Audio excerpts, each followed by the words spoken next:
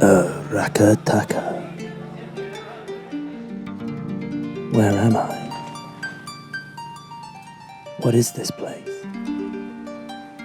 There's something different here, something strange.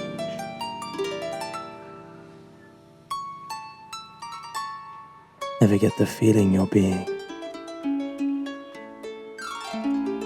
watched? No, it can't just be the paint job. It's this man. No, not that one. This one. Colombian Nobel Prize-winning author Gabriel Garcia Marquez. Outside the Vatican and North Korea, this must be the most a single person is commemorated per square metre anywhere on Earth. In a town of just 40,000, there's t-shirts, countless murals, 2 museums, 1 statue, and whatever the hell this is. He's even on the money. Gabo, as Colombians call him, was born in this very house. The town isn't just his birthplace. Arakataka permeates almost every page of his books, the direct inspiration for the recurring magical town of Macondo.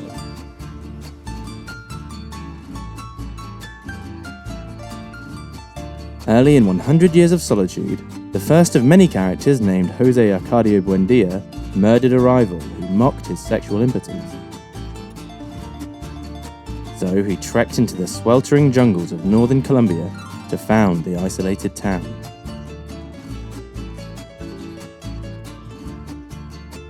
Years later, a man from the government came to Macondo.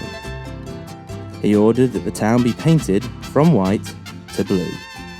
"If you want to stay here like any other ordinary citizen, you are quite welcome," said Jose Arcadio Buendia. "But if you've come to cause disorder by making the town paint their houses blue, you can pick up your junk and go back to where you came from.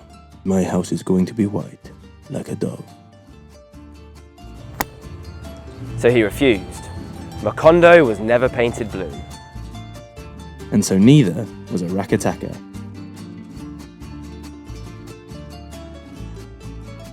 Buendia's refusal to go blue condemned Macondo to 100 years of solitude, a century of isolation, incest, rape, and murder. However, 2 real-life towns did paint themselves blue, and the results for them have been anything but the solitude of Marquez's novel.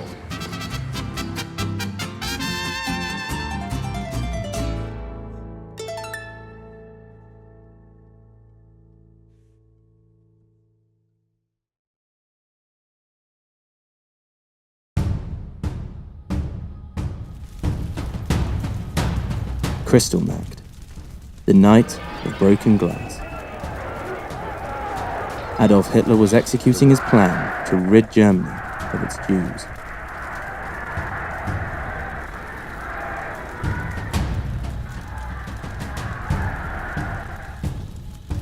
Businesses were destroyed. Synagogues burned to the ground. The writing was on the wall. Leave now, or else. So, in their hundreds of thousands, they did. To the US, Europe, the Middle East, and in smaller numbers, to North Africa. On arrival, they discovered a small medieval city in the foothills of Morocco's Rif Mountains. Chefchaouen was established by Muslims and Jews expelled from Spain in the 15th century. To the surprise of those fleeing the Nazis, many of their medieval Jewish predecessors had painted their houses blue. The religion's colour of divinity then spread throughout the city, a display of solidarity during the darkest hour of Jewish history. Tragic, epic, historical, it's a perfect story. Perhaps too perfect. You got me. Though widely spread by tour guides and travel books, this Blue Origin story has no real evidence to support it. Same goes for the theory that a malaria outbreak was responsible, locals acting on the myth that mosquitoes can't stand the colour. Or was it painted to utilize the color's cooling properties against the African sun? No, that's not it either. You're not going to like this, but nobody really knows why Chefchaouen started painting their houses blue. But why the colour spread across the city and remains to this day is less obscure and, to be honest, less exciting.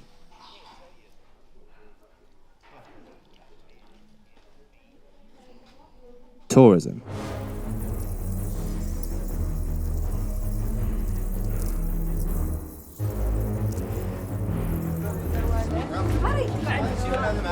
From about 9 a.m, the city is thronged by hordes of sightseers.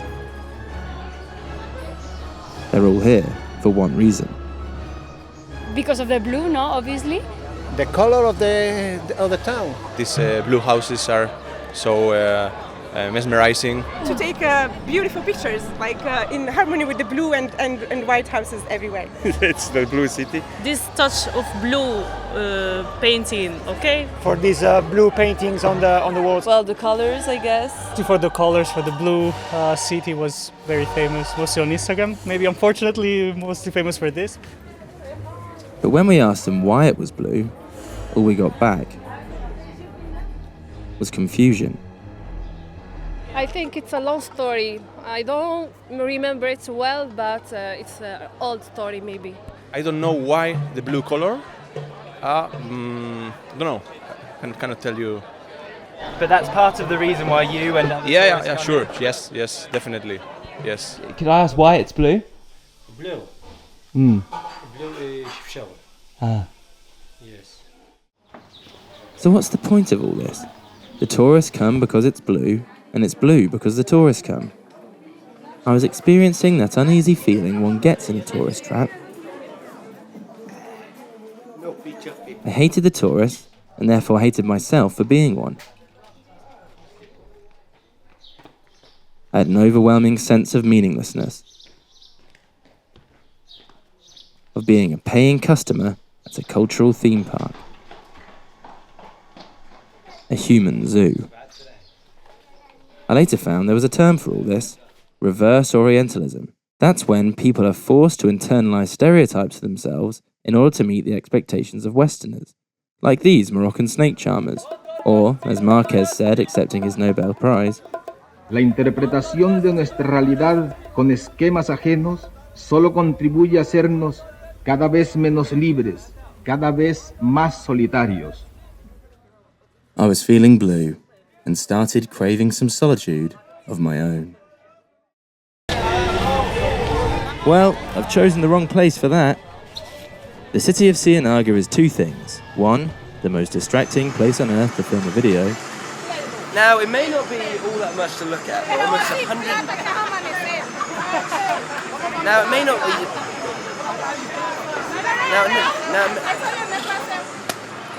Now, it may not look like... That may not look like... And two, the setting for the darkest event in both the book and perhaps in all of Colombia's history. In the late 19th century, the United Fruit Company decided that the Magdalena region, home to the fictional Macondo and the real-life Cienaga, was ideally suited to growing bananas. 150,000 Colombians were recruited as banana pickers, impoverished labourers who came from far and wide to be exploited for commercial gain. Then, in 1928, the year of Marquez's birth, these men led 25,000 workers on strike to demand better treatment. A month into the strike, as demonstrators gathered at this very spot, Colombian army troops took to the train station roof and gunned down the workers and their families. They did so on behalf of the fruit company, who had called on the government to end the strike at all costs. The exact number massacred is unknown, but even the fruit company at the time estimated over 1,000. And where's that fruit company today? In shops near you under their Latino-friendly rebrand, Chiquita. The story is retold in the book, serving as a reminder that in the face of imperialism, perhaps solitude isn't so bad after all. Which takes us to the story of our next blue town. And, like Chefchaouen, this one also begins with pure evil, a fascist dictator.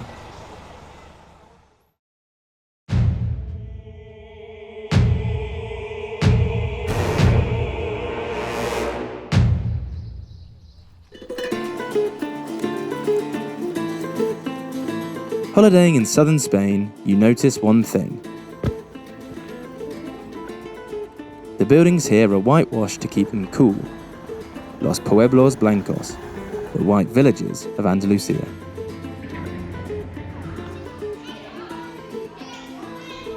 But not this one. In 2011, Juzcar, a place of bullfights, food and flamenco, was painted blue.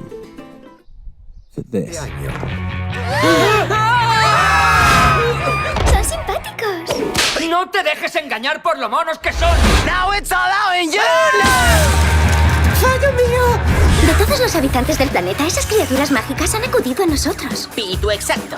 Deja de decir pitufo para todo. Pitufar, pituf, pitufar, pitufar. Cuidadito con esas palabrotas, chavalote. De Colum. Yep. Sony España thought painting one of the famous white villages blue would be good publicity for the release of Smurfs 3D. Alfredo, the tourism minister, is Juzcar's very own hard-drinking Papa Smurf, and I asked him how on earth this came to be. Razones por las cuales escogió a Juzcar. Bien. ¿Dónde vivían los pitufos? Los pitufos vivían en la seta o en los hongos. Juzcar lleva ya celebrando durante 15 años jornadas micológicas, jornadas de seta. Primera característica para acercarnos al perfil. Segunda característica, porque la aldea pitufa se llamaba la aldea escondida. Esto también está muy escondido.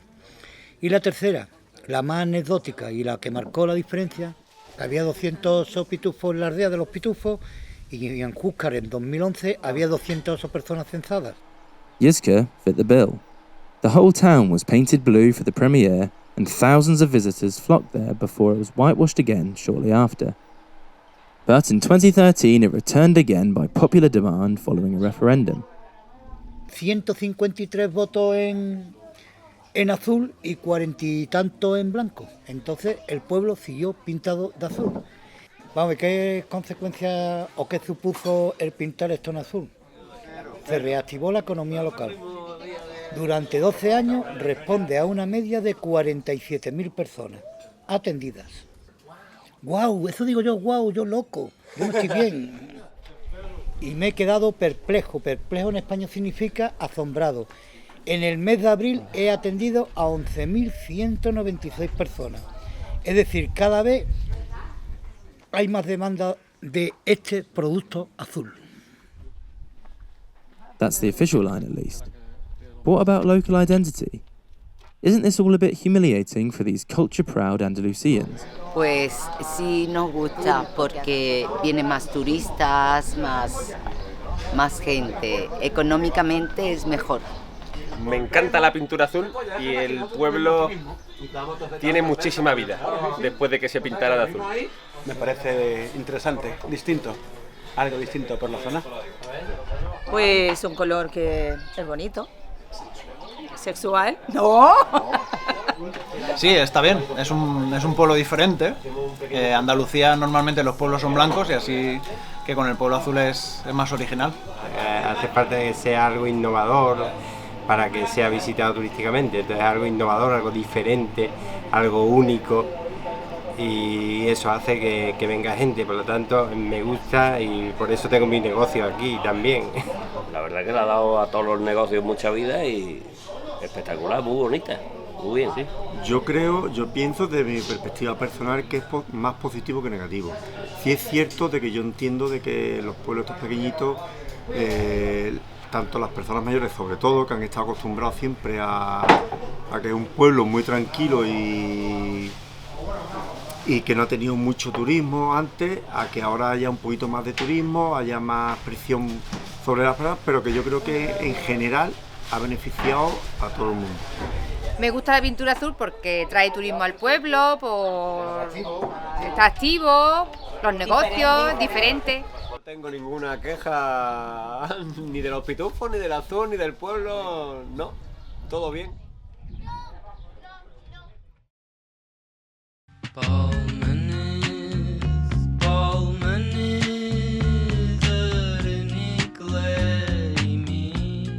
Pebble Dash. Isn't it horrible?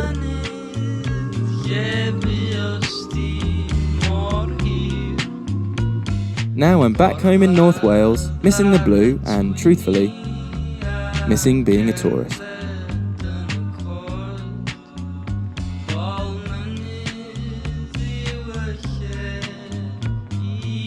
Here is a place of immense cultural heritage and natural beauty, blighted, in my opinion at least, by some pretty ugly buildings. From about the 1920s, new builds were finished up using pebble dash, and many old builds were clad over with it. And while it's not exactly every building, you're never too far from the stuff. It's cheap, it's durable, but, well, just look at it.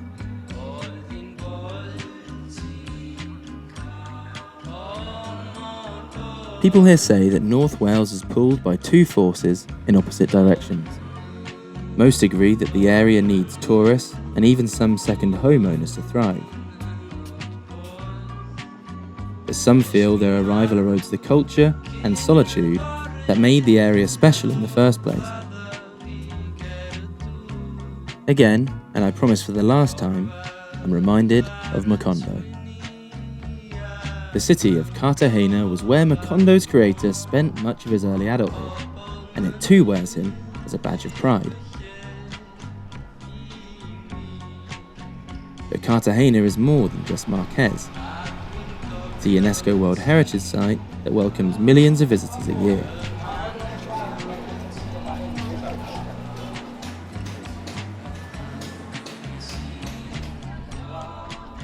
The world's most thriving slave and silver port in colonial times, the city fell into decline in the 20th century. That's before the Colombian government launched a campaign to revitalise it, a campaign which included, you guessed it, painting the buildings. Isn't it amazing what a lick of paint can do?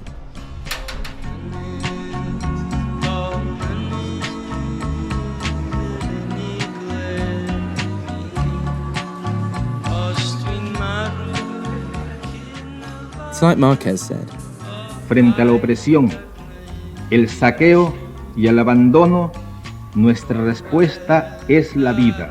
No es demasiado tarde para emprender la creación, una nueva y arrasadora utopía de la vida, y donde las estirpes condenadas a 100 años de soledad tengan por fin y para siempre una segunda oportunidad sobre la tierra. So, unless solitude's what they're after, maybe North Wales villages like this one could also do with a touch of blue.